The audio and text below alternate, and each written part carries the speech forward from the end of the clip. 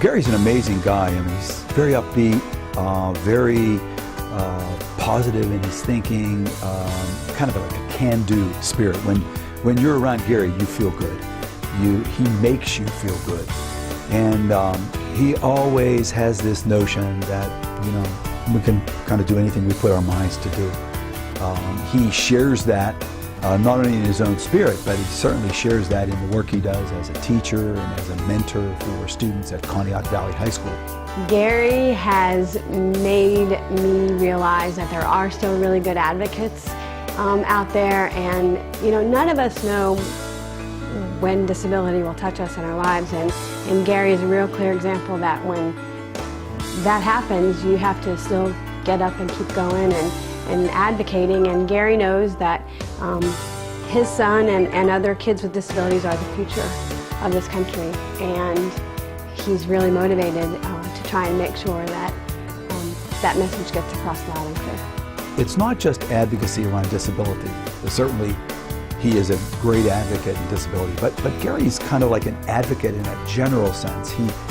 He's an advocate for all kids. He really believes that people can, you know, always be the best that they can be, and he advocates that people can and should bring out the best in their essence as people. Gary just is a natural advocate for people being successful. My son Matthew, who is now 10 years old, has cerebral palsy from birth, and he is a very motivated and driven young man who I want to help him to reach his full potential in life, and obviously that is one of the major reasons that has shaped my life and caused me to be who I am today.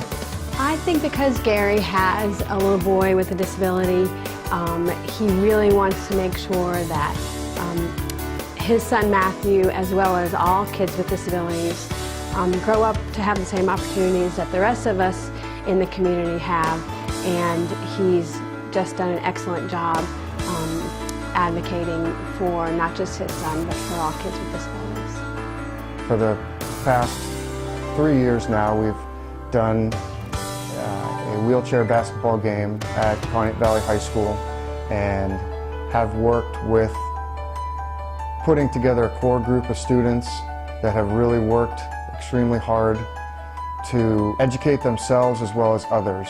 Gary's an advocate all the time. You know, when this basketball game is being planned and going on is certainly, you know, one platform, but he is always advocating for inclusivity.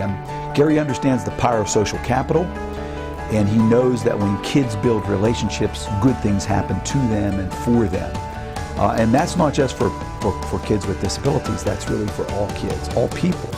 When it comes to being a teacher and conveying ideas to students in the classroom, I think that I convey some very important ideas to students, that everyone is welcome in a classroom, everyone deserves an equal chance and deserves to be treated as an individual. He's a phenomenal man, and we are just so delighted to be honoring him this year with this award.